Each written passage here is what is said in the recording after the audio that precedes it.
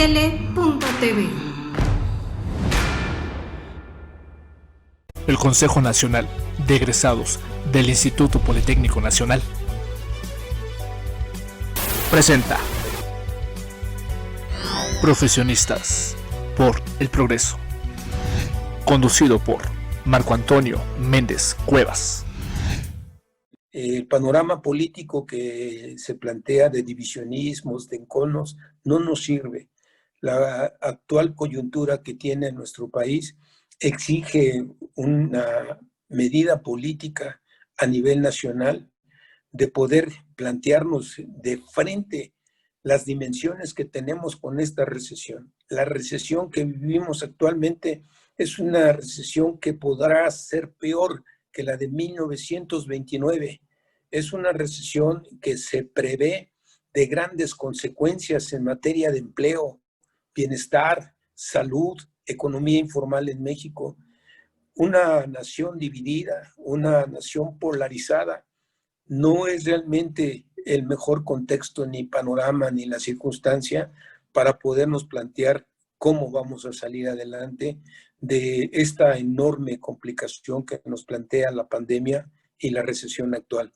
Solo con un proyecto de nación, de corto y particularmente de largo plazo, es como podríamos darle una salida política a nosotros mismos para podernos plantear frente y juntos ante la pandemia y la recesión.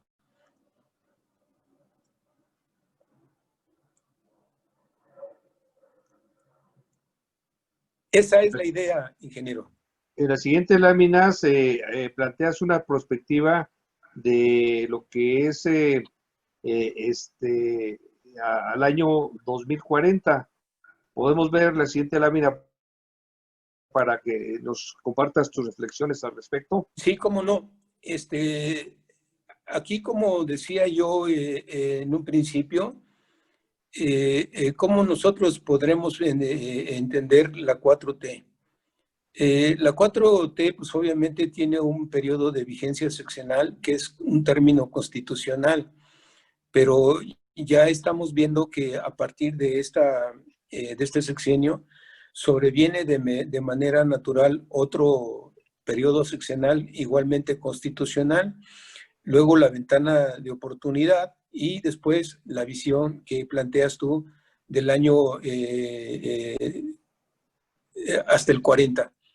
Estos escenarios son escenarios en donde se sacan las expectativas y se estudian de organismos internacionales especializados que ya han avanzado en hacer expectativas de crecimiento hasta el año 40 y 60.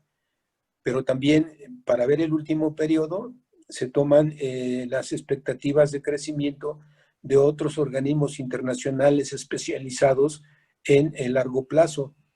Son expectativas de crecimiento que nos van dando un comportamiento de la trayectoria económica y donde se dan las principales rupturas o los puntos de inflexión, es donde se toman esos elementos para poder introducir la periodización. Muy bien, ahora la visión de la extensión al 2090. En la anterior lámina todavía haces mención de esto, 2092, o sea, una planeación a largo plazo. Sí, el 2092, porque los últimos estudios que realicé sobre el comportamiento y expectativas de la economía mundial nos refieren a un escenario bastante complicado hacia fines del siglo XXI. Resulta que los estudiosos del Centro de Estudios Internacionales, que tiene su sede en París, fueron estudiando las políticas, estrategias para el cambio climático, cómo poder relacionar la medición del cambio climático que nos pudiera favorecer el desarrollo sustentable. Y finalmente, las expectativas que ellos hacen son expectativas que se hacen justamente hasta el año 2092, en donde desafortunadamente las mejoras son mínimas al medio ambiente y el crecimiento económico llega a tener una trayectoria de constante descenso. Esto es, desde el punto de vista de la ciencia, algo preocupante, porque tenemos dos centros de investigación. Uno en la Organización para la Cooperación y el Desarrollo Económico y otro en este centro de estudios en París. Los dos con científicos especializados, metodologías especializadas, pero coinciden en algo fundamental, que es cómo se va a ir dando en la medida del tiempo la pérdida de riqueza en el mundo. Eso es algo muy preocupante, porque los dos finalmente coinciden con la desaceleración económica global. Entonces, desde el punto de vista metodológico y científico, al haberse hecho en dos centros diferentes, con metodologías diferentes y llegar a los mismos resultados, le da validez a uno y a otro. Y los dos refuerzan la conclusión de que las perspectivas del año hasta finales del siglo van a ser desalentadoras para el mundo y para la 4T. De tal manera que una de las cosas que nos va mostrando el libro es que el contexto internacional, como me preguntabas al principio, no es un contexto internacional favorable para la 4T, pero tampoco para el capitalismo mundial y tampoco lo es para las hegemonías que van surgiendo en términos de China, por ejemplo, porque también para ellos las estimaciones que se hacen es que van a recibir los efectos de un periodo de recesión muy impactante en la actualidad y después trayectorias débiles de crecimiento económico. Esa parte es lo que sostiene metodológicamente el libro y advierte cómo vamos paulatinamente en la medida que vengan los decenios del siglo XXI, entrando a épocas sombrías, a épocas de desigualdad, épocas que nos refieren a una crisis de la civilización. Efectivamente. Ahora, bajo este esquema, entramos a la siguiente etapa, que es la primera etapa de la cuarta transformación. Sí, esta etapa de la 4T es como lo decía yo cuando me preguntabas en qué se define, agregar lo siguiente. Esta etapa es una etapa que desde el punto de vista del ciclo económico data de hace 5 o 6 años cuando empezó a darse el pronunciamiento de la desaceleración en México. Es decir, hablamos que desde el año 2015 la economía empezó poco a poco a descender hasta llegar a la 4T, en donde se colapsa. Segundo, que lo que antecedió a la 4T fue realmente una economía que ya venía estancada, que venía marcada con 3 grandes procesos de recesión, el de 1976, el de 1982 y el del 2008-2009. Ahora hay una coincidencia, se da la 4T con la cuarta recesión mundial y la pandemia. La perspectiva cíclica de la 4T también se caracteriza por lo que ya habíamos comentado antes, la forma de diferenciar las expectativas que se dieron al inicio de la 4T con los 2 o 3 años, donde prácticamente estamos creciendo por abajo de cero.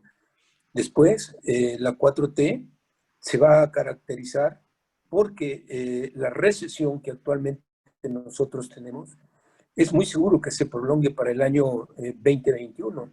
Al respecto, ayer el secretario de Hacienda ya empezó a dar datos de que la recesión se va a vivir en el año 2021, que ya no va a haber recursos, ya no va a haber ahorros por parte del Estado, ya no va a haber más posibilidades de gasto. Es decir, el proceso de la 4T le está tocando un proceso recesivo global y la pandemia. Pero es importante distinguir que dentro del proceso de la 4T va a haber también un proceso democrático para ver si se da la continuidad o no del Poder Ejecutivo. Y ese proceso está convocado ya mediante un proceso democrático que va a estar enmarcado justamente en un periodo de depresión. Esto es algo extremadamente importante y políticamente relevante, porque las consecuencias de una sociedad se dan y se empeoran en los procesos recesivos. Para la economía de nuestro país no ha habido peores experiencias que las de las recesiones mundiales y nacionales. Para la sociedad en su conjunto no hay mayor amenaza que una recesión, de tal manera que el proceso recesivo y pandémico va a tener una crucial importancia, lo que sería la revocación del mandato. Así, las perspectivas de la 4T y sus características cíclicas más importantes. Esto es algo que nos hace pensar precisamente de que se está formando una encrucijada en nuestra historia económica y también internacional y política, porque todo este proceso cíclico va a coincidir con un proceso novedoso en México de revocación de mandato. De ahí la importancia de que el libro se detiene en puntualizar las características cíclicas de la 4T. Efectivamente, hiciste referencia precisamente al secretario de Hacienda, donde plantea un panorama muy complejo para la economía nacional y mundial, y habló de los famosos guardaditos, que tengo entendido por ahí era un fondo de alrededor de 300,000 millones de pesos, en el cual en el primer año de este gobierno se gastaron alrededor de 1.600 millones, y se dice que en este año, precisamente por el tema de pandemia, pérdida de empleo, los programas de asistencia social, pues probablemente se gasten los otros 1.400 millones, y entonces ya no se tenga ese fondo para cualquier contingencia futura. Bien, poder relacionar un poco más y problematizar lo que tú planteas. Uno de los problemas visibles que ahora nosotros tenemos en la 4T es que se está dando la contracción del gasto en momentos en donde la recesión amerita para su atención el uso del gasto como un instrumento principal del Estado para la recuperación. Entonces, sobre este asunto, la austeridad, el recorte de las estructuras gubernamentales, la disminución de los sueldos a los funcionarios, la poca contratación de personal del Estado, nos hablan también de que debe haber un momento en que se tengan que revisar estos criterios para poder hacer uso de un instrumento legítimo del Estado ante la recesión económica, como es el gasto. Asimismo, uno de los grandes problemas que se dejan ver en la 4T es la manera de cómo posicionar el modelo económico en la recesión. Me refiero qué hacer ante los artículos provenientes del mercado negro internacional, qué hacer inclusive con las importaciones que pueden ser producidas en México, qué hacer con nuestras políticas de exportaciones, cómo vamos a recuperar y a proteger el campo mexicano que se encuentra con los más bajos niveles de crecimiento en su historia, cómo vamos a proteger las economías familiares para que permitan la recuperación del bienestar en las localidades, qué vamos a hacer en términos de la posibilidad de poder ver el recurrir a la deuda, pero ahora sí en una situación donde estos recursos se puedan disponer a proyectos productivos reales, a proyectos productivos objetivos que nos permitan salir de la recesión. Hay algunos aspectos que no han quedado claros dentro de las políticas estratégicas de la 4T. ¿Qué vamos a hacer en términos de la pobreza? Porque sin duda la pobreza se está agudizando en México. Lo mismo la inseguridad. ¿Cómo tenemos que dar respuesta ante hechos que son consumados día con día y que hoy forman una preocupación nacional? Muy bien.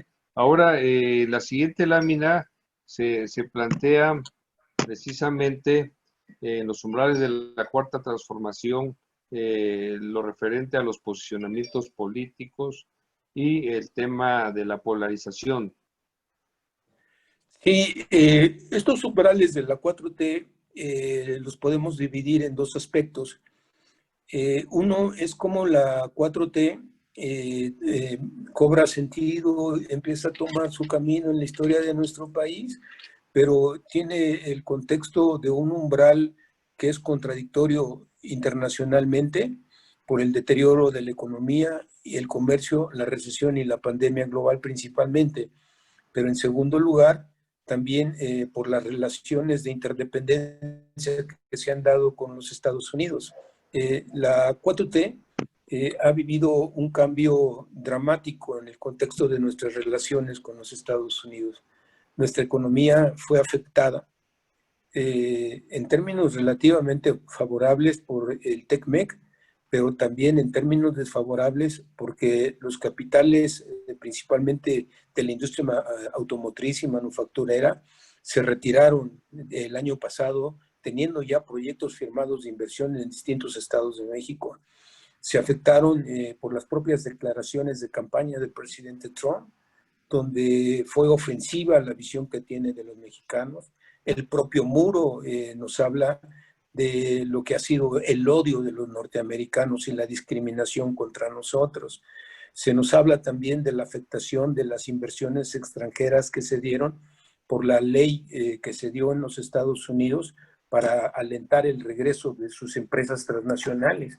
De la misma manera, la forma en cómo cientos de mexicanos han sido prácticamente obligados a repatriarse a México a través de redadas, la persecución, la discriminación, distintas medidas que se han venido implementando. Ese es otra de las partes del umbral que tiene la 4T visto en su panorama internacional y de las relaciones binacionales con los Estados Unidos. Efectivamente, ahora por otro lado también algunos sectores se habla de que a nivel nacional, digamos que el impulso o a veces el respeto a inversiones extranjeras, como es el caso de la cervecera suspendida, no anima mucho a la inversión para generación de empleos. Sí, sí, esta es una parte que es sensible, es diaria. Lo que nosotros vivimos en México fue una recesión avisada. Me refiero a que Agustín Carstens, cuando era todavía presidente del Banco de México, él declaró que nuestro país y el mundo estaban frente a una recesión peor que la de 1929. Esta declaración de Agustín Carstens ha sido emblemática, ha sido inquietante, porque él tenía la información del proceso recesivo que actualmente tenemos. Igualmente, Obama, en su último año de gobierno, hizo también una declaración advirtiéndole al mundo que estábamos a punto de ingresar a una recesión mundial peor que la de 1929. La misma Lagarde, la presidenta del Fondo Monetario Internacional, advirtió que el mundo se encontraba al borde de una recesión mundial. Esto significó para México que nosotros simplemente viviéramos la cotidianeidad sin poder plantear desde la 4T las estrategias frente a esta recesión que ya había sido anunciada. Es un problema de asesoría, es un problema de percepción política y economía internacional. El hecho es que justamente en esta recesión, los primeros estimaciones que se dieron fue de 1.400.000 desempleados en México, tan solo con la pandemia. ¿Qué quiere decir? Que la recesión ya venía, la desaceleración estaba desde el año 2015. Lo que hizo la pandemia fue impactar brutalmente la recesión para que se desplomara toda la economía. Este desplome, al menos los primeros cálculos que ya son oficiales, es de 1.400.000 desempleados en México. Y desde luego, una forma de vivir ese desempleo, viendo cómo crecen los asaltos, viendo cómo se da la inseguridad en México y también, ¿por qué no decirlo, no? La manera contraria en cómo se enfrenta la posibilidad real de la gente. Me refiero a que día con día nosotros estamos viendo que la gente que toma por sus propios medios el ganarse el dinero para sobrevivir, son retirados de las calles, les son retirados los triciclos, no les permiten tener una vida digna y honorable de poder vender en la calle. Eso es una falta de percepción de la historia y del impacto de las recesiones. Mira, ingeniero, tú recordarás que en la Gran Depresión las imágenes impactantes de la gente viviendo en la calle en los Estados Unidos, viviendo en los grandes parques, viviendo de lo que era la comida de los servicios públicos, viendo la manera en cómo creció de manera alarmante todo el AMPA. Esos capítulos son capítulos que nos deben de enseñar cómo en México también las grandes decisiones afectan la economía informal.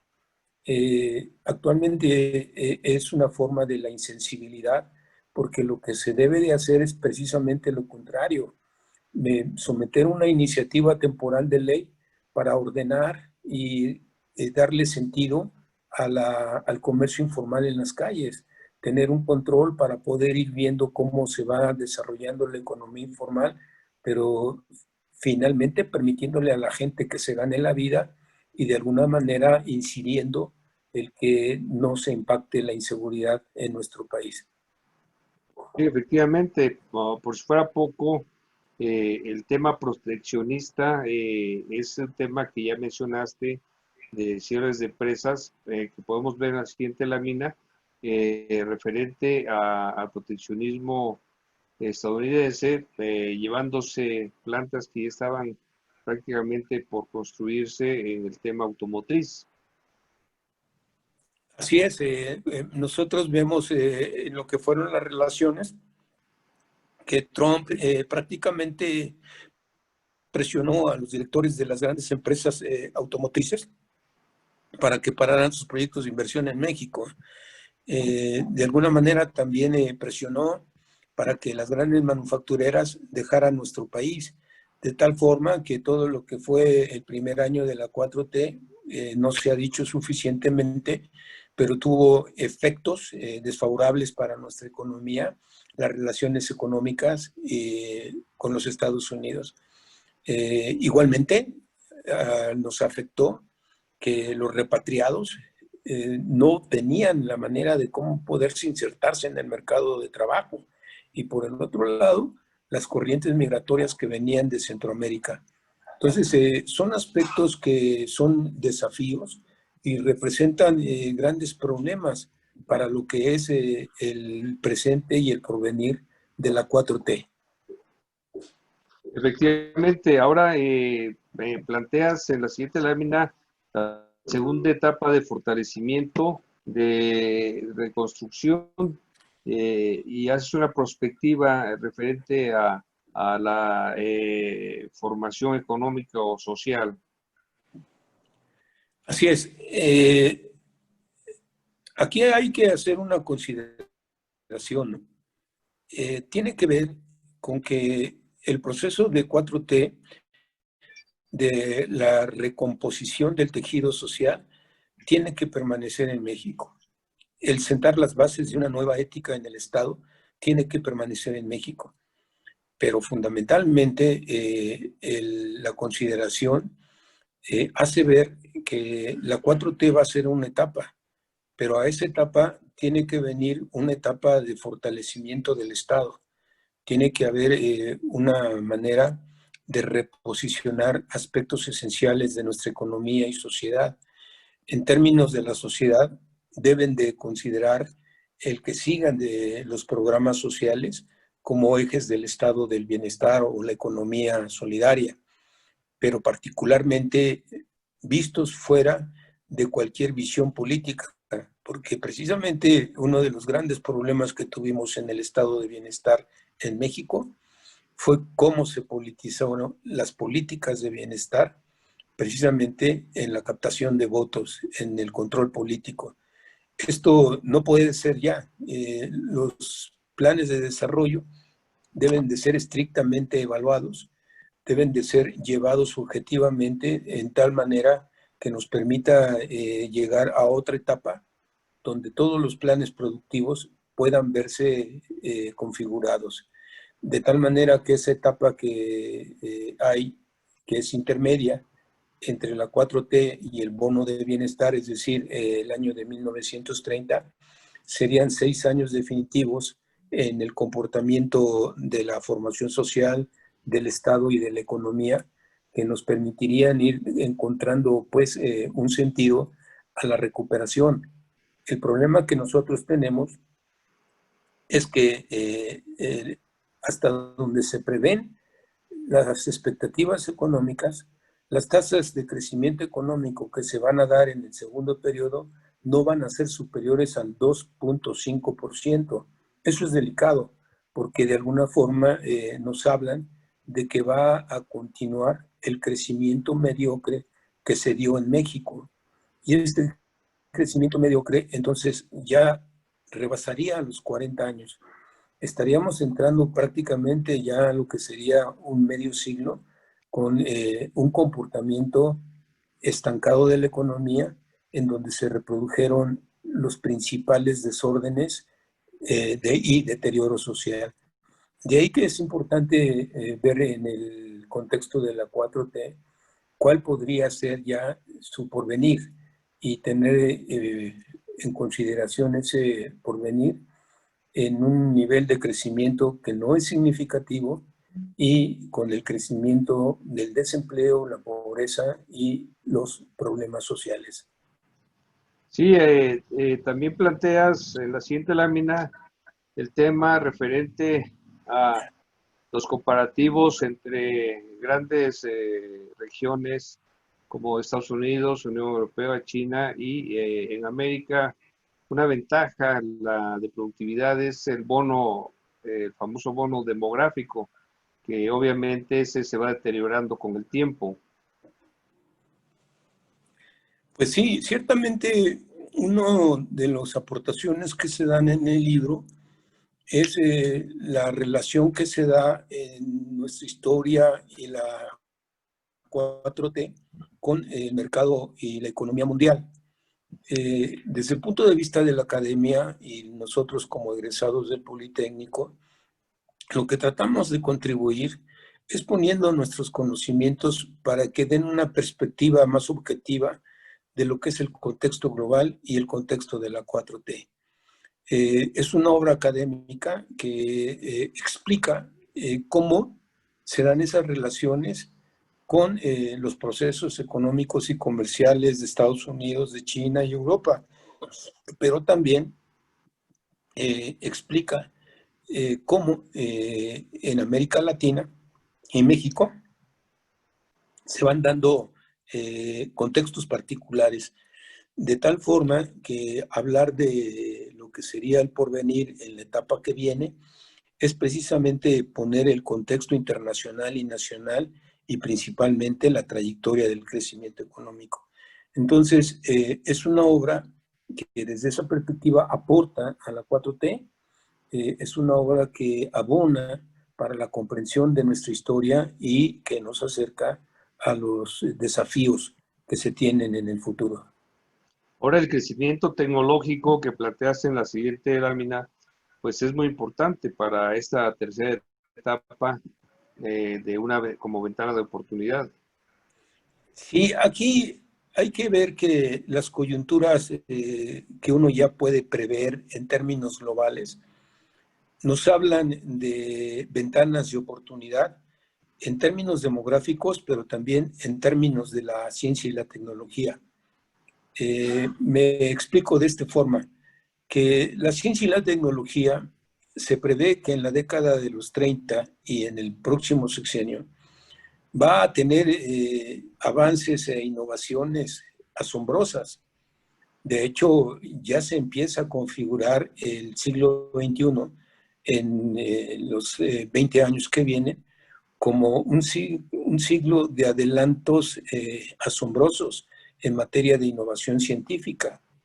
Eso, pues en la ingeniería ustedes lo saben perfectamente, cómo va evolucionando las aplicaciones, las comunicaciones, la computación, la telemática, la realidad virtual, cómo vamos a ir adentro de nuevas tecnologías que nos van a asombrar por su relación con los campos en la medicina, con la industria, en la educación. Toda esa época asombrosa que nosotros podemos llamar de oportunidades y ventanas tecnológicas va a coincidir con la década del bono demográfico. Es decir, ese bono en donde nuestro país experimentará bajas tasas de crecimiento poblacional con el doble de crecimiento económico. Es decir, esto nos habla de que la reproducción material de los mexicanos va a ser superior a su reproducción natural y, de manera general, esto nos permitiría una redefinición de la riqueza, teniendo un buen sistema de planeación para insertarnos en esas ventanas. Pero el problema que se plantea aquí es que es similar al que nosotros vimos cuando se habló de la revolución tecnológica.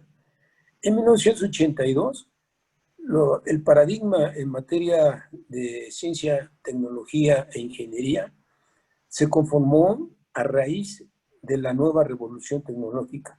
Se le planteó como la panacea para crecer, como la panacea para incurrir en la economía del conocimiento, como panacea del desarrollo del individuo y de la sociedad, pero finalmente en México lo que nosotros experimentamos fue una década perdida, una década donde no hubo desarrollo. Entonces, ahora, estas ventanas de oportunidad, de acuerdo a la información que se estudia y se presenta, van a tener un crecimiento hasta 1940 que del orden no podrá ser más del 2.5, pero la 4T, terminada la recesión, empezará a experimentar una recuperación que no es significativa, pero va a ir creciendo gradualmente, lentamente, y ese proceso de recuperación va a llegar hasta el año 40. Y a partir del año 41, el mundo empezará a ver otro proceso de desaceleración global. Es lo que planteas precisamente en la siguiente lámina, lo que le llama la cuarta etapa de la gran visión. Así es. Esa etapa empieza con ese giro. Es la siguiente lámina, sí. Ese giro que acabas de mencionar, donde por un lado va a terminar el proceso de recuperación que dará inicio al término de la presente recesión y se ve que va a ser un proceso lento, pero continuo hasta llegar a 2.5 en México. Pero a partir de ese año, las expectativas de crecimiento dan inicio a una nueva desaceleración que va a llegar hasta el año 2092. Quiere decir entonces que a partir del 2040, el mundo y particularmente nuestro país estaría viviendo una onda de crecimiento que no conocíamos. Me refiero a que estaríamos ante un fenómeno económico que hasta hoy permanecería totalmente desconocido, pero del cual vamos a llevar 40 años en donde prácticamente el crecimiento económico de nuestro país ha permanecido estancado en el alrededor del 2%. Ese nivel de crecimiento, pues obviamente es un nivel que no se compara con las tasas que nosotros tuvimos de crecimiento en la década de los años 50 y 60 del siglo XX, donde la economía mexicana crecía por alrededor del 8 o 9%. Estamos de un potencial muy pobre frente a lo que ya se vivió históricamente en México. Estas tasas de crecimiento históricamente son insuficientes, pero representarían precisamente la manera de advertir un panorama convulso, preocupante, que reproduciría aún más los efectos del crecimiento en el desempleo, la pobreza y el bienestar. Esto es una forma en la que se plantea en el libro otro hallazgo, y ese hallazgo describe que el país, como el mundo, se estarán enfrentando a una onda de deterioro económico y social que no habíamos visto en toda la historia del capitalismo. Es decir, un ciclo de deterioro, un ciclo de retrasos, un ciclo de rezagos. Y esta experiencia, pues ya la tenemos. Nosotros empezamos desde 1982 y ya estamos a 40 años de que no hemos podido superar ese estancamiento, no hemos podido superar la pobreza, no hemos podido mejorar el empleo, no hemos podido mejorar el nivel de bienestar de los mexicanos.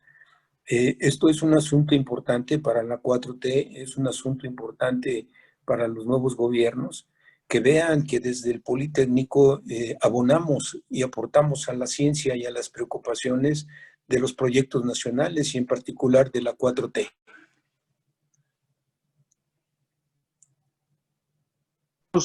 Finalmente, bueno, no finalmente, sino enseguida las 5 diferencias narrativas conocidas como socioeconómicas.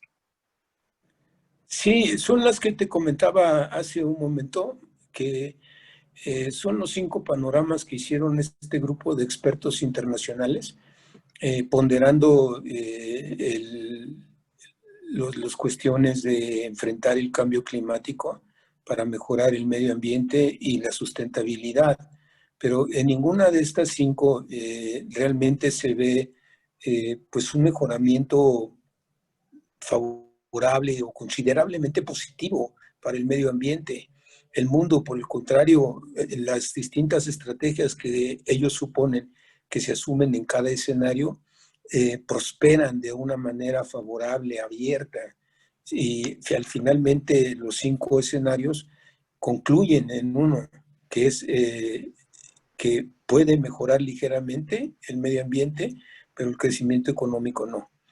Eso nos habla precisamente de otro nexo que va a regir el siglo XXI. Habla de que el deterioro ambiental, el deterioro que tiene el cambio climático, sus costos y la gravedad, no van a realmente a cambiarse de manera sustancial y que va a seguir reproduciendo una ley en el capitalismo, que es la destrucción gradual de la naturaleza, del medio ambiente. Esto es un estudio que es una advertencia para la civilización, porque nos habla de la necesidad imperiosa de poder asumir estrategias radicales para detener el cambio climático y favorecer el medio ambiente. Es un estudio que nos habla también de que esa ley de la conciencia y el deterioro de la naturaleza es una ley que se fija en la ambición y el beneficio económico, no en el reparo de la naturaleza, en su cuidado, en el hábitat, en la manera de reconocer la propia vida humana en riesgo ante el deterioro ambiental. Esta es una ley que ha caracterizado al capitalismo desde siempre y que tendríamos nosotros su permanencia en lo que resta del siglo XXI. Por eso es muy preocupante, Marco. Efectivamente, y en capítulo 4 hablas precisamente de el desorden mundial. Cuéntanos sobre estos puntos que estás planteando. Así es. Bueno, la perspectiva en general nos habla primero de la pandemia, el desorden monetario con las paridades móviles, el debilitamiento de la Organización Mundial de Comercio por las guerras arancelarias, la falta de apego a los acuerdos tomados a nivel mundial. Habla también de cómo se ve el problema de las migraciones en el mundo, que crecen constantemente, el crecimiento de lo que son los daños del cambio climático, que será progresivo y año con año aumentarán sus costos. El mismo problema que tenemos de la descomposición de la hegemonía norteamericana y el surgimiento de nuevas hegemonías polares y regionales. Igualmente, los problemas de la seguridad digital, que hemos visto las infiltraciones que se hacen por los hackers a los sistemas bancarios, a los sistemas de información de las instituciones. Desde luego, cómo se va a ir deshaciendo la hegemonía del dólar, el crimen organizado y el terrorismo, cómo van a avanzar en el contexto internacional. Y obviamente pues nos habla de las características más generales. No es un capítulo que las trate extensivamente, porque cada tema y cada fenómeno representa una complejidad propia. Lo que hago ahí es un apunte, una referencia muy general que sirve para poder agendar cuál es el contexto de la nueva realidad mundial, de la nueva realidad global, para poder tener un panorama hacia dónde vamos con la 4T y desde luego cuáles podrían ser los nuevos acontecimientos de la agenda internacional de México. Exactamente, y como quinto capítulo y último de este libro tenemos la amenaza de la recesión global. Mi estimado, y aquí haces unos planteamientos muy interesantes. Coméntanoslos, por favor. Sí, aquí la principal preocupación es la que ya había comentado, ¿no? La sociedad mexicana como la sociedad global tienen en la recesión la más importante de las amenazas y de los desafíos, porque las recesiones internacionales nos conducen al atraso, nos llevan a la pérdida de muchos años de trabajo, conducen también a la pérdida de la riqueza que las sociedades construyen, porque finalmente nos llevan a escenarios de pobreza, de hambruna, de desempleo, de la manera en cómo el desarrollo humano se pierde en lo que es la inmensidad de una recesión. La amenaza que hoy tiene el mundo y que tiene la 4T es hoy y la pandemia los verdaderos y más graves problemas que hemos tenido desde la gran recesión de 1929.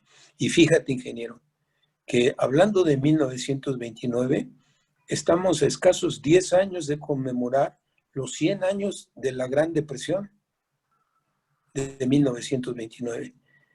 Y justo en esta década que falta por conmemorar aquellos hechos, estamos viviendo una recesión aún que no conocemos su magnitud en términos de su profundidad y en términos de su duración.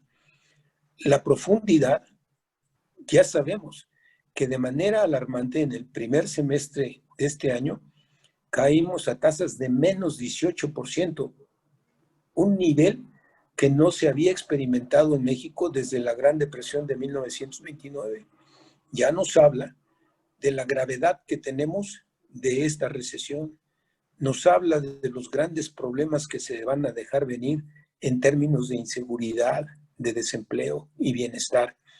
Nos hablan también que estamos ante un episodio negro, complicado para la 4T, porque este proceso que apenas empieza la reconstrucción de nuestra nación, ahora está inserto en las magnitudes de una recesión internacional a nivel global. Esa es la preocupación, ingeniero. Por eso se hace ahí, se apunta cómo las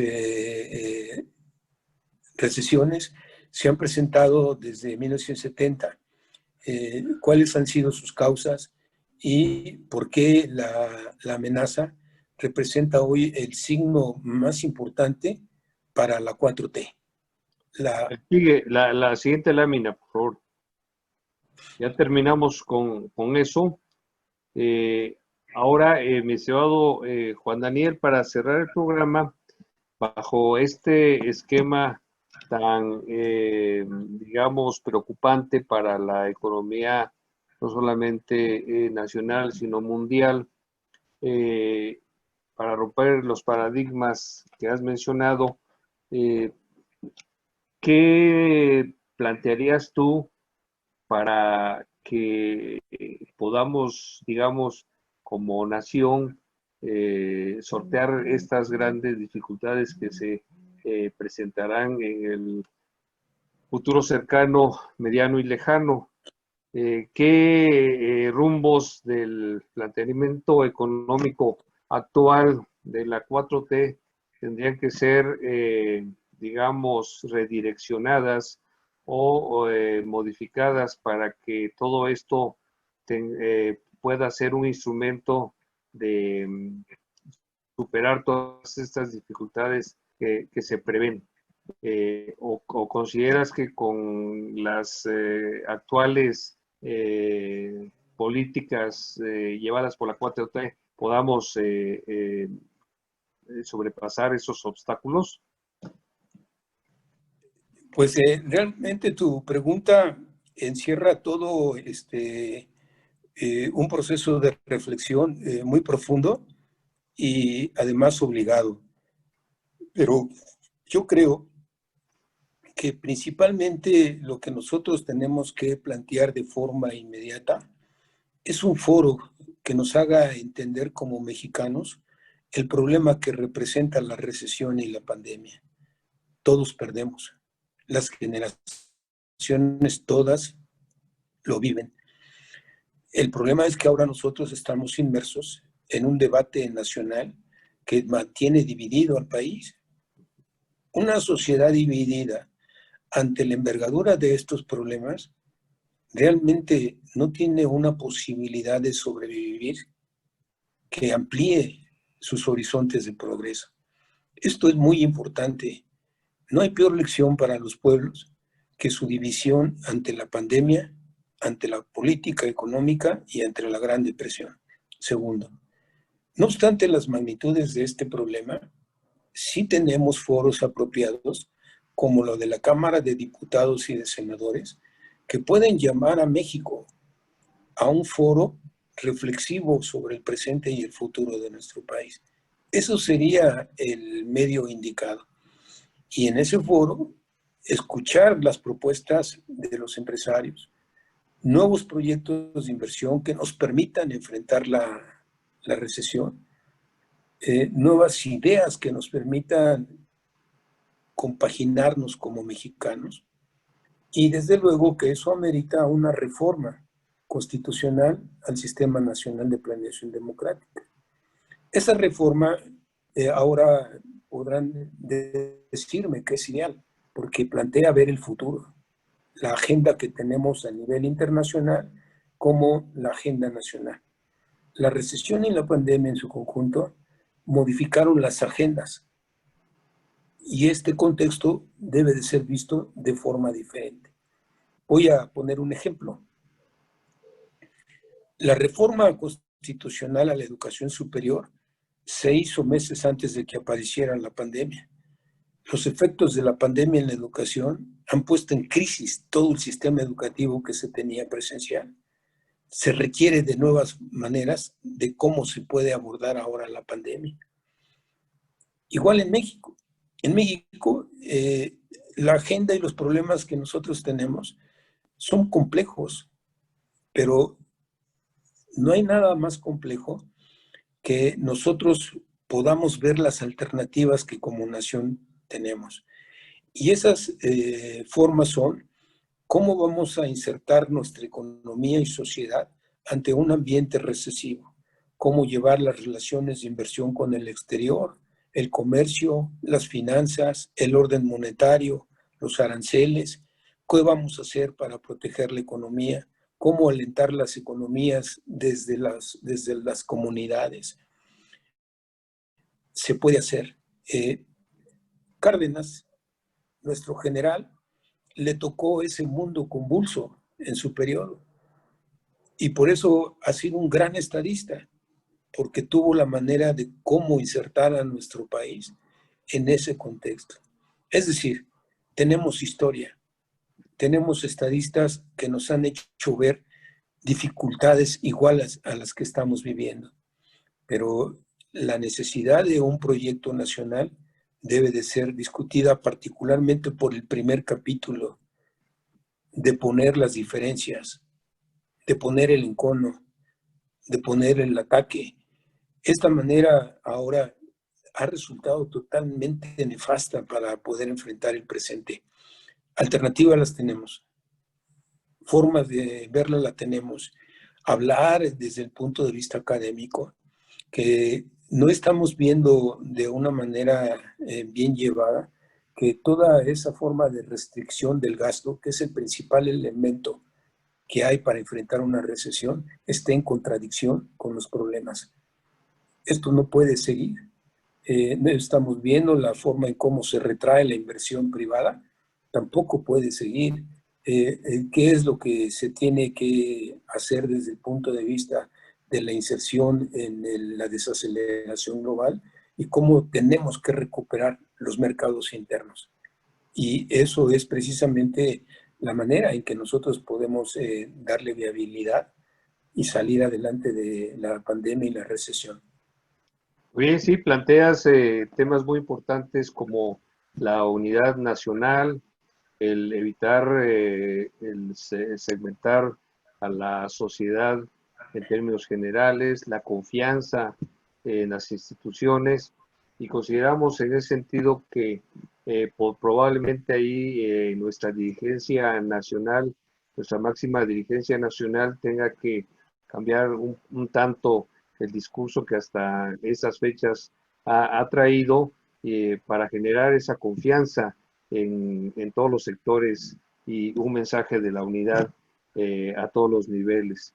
Pues muchas gracias, mi estimado Juan Daniel Ramos Sánchez, por esta gran explicación de lo que plantea tu libro, lo cual seguramente nos dará la iniciativa de leerlo más a detalle para poder escudriñar entre tus propuestas la viabilidad de que nuestro país salga adelante lo más pronto posible, que es todo lo que nosotros queremos. Es en el sentido que quisiera mencionar que esta entrevista vía Zoom será transmitida el día miércoles próximo a las mañanas, por la noche, a las 8 de la noche por astl.tv. Le daremos gran difusión, mi estimado Juan Daniel, para que podamos tener esta posibilidad de volver a releer lo que aquí se planteó. Además, es muy importante comentar que por el tiempo que nos llevamos, casi 2 horas en esta charla, pues será transmitida en 2 segmentos, uno este miércoles 3 y el otro el siguiente miércoles, que tengo entendido es 10 de septiembre. Y ya que estamos cercano a las fiestas patrias, quisiera mencionarles que vamos a tener una noche mexicana de los egresados del Instituto Politécnico Nacional por esta vía, por vía Zoom. Ya les enviaremos la información, el link, para que podamos convivir de manera familiar y con los amigos a distancia, sana distancia, y pues están todos cordialmente invitados a esa celebración para no perder la tradición de la noche mexicana, Juan Daniel. Pues yo por el contrario, soy yo quien te tiene que agradecer la oportunidad de la entrevista, que me ha permitido llegar a un gran número de profesionales en México, a egresados también del instituto. Señalar que esta es parte de una contribución de los egresados nacionales al proyecto de la 4T, que esperemos sea también un conducto el Consejo Nacional de Egresados del Politécnico para hacerlo llegar al presidente, que desde las instituciones estamos también trabajando en materia de ciencia, en poder estudiar estos procesos y advertir los grandes retos de las dimensiones. Y pues un saludo a todos los seguidores de tu programa y nuevamente expreso mi agradecimiento muy sincero, ingeniero Marco Antonio. Pues muchas gracias a ti y a quienes estuvieron presencialmente en esta entrevista y a quienes nos verán en www.astl.tv la noche del miércoles 2 en punto, 8 de la noche, y estaremos pendientes de las otras entrevistas que haremos por ahí y que los mantendremos informados puntualmente para que nos escuchen y también podamos de esa manera ir normando criterios en lo referente a las situaciones y a los problemas nacionales que tenemos hoy en día. Pues buenas noches a todos y nos estamos viendo. Hasta luego. Hasta luego y gracias. Hasta luego, buenas tardes. Buenas tardes a todos.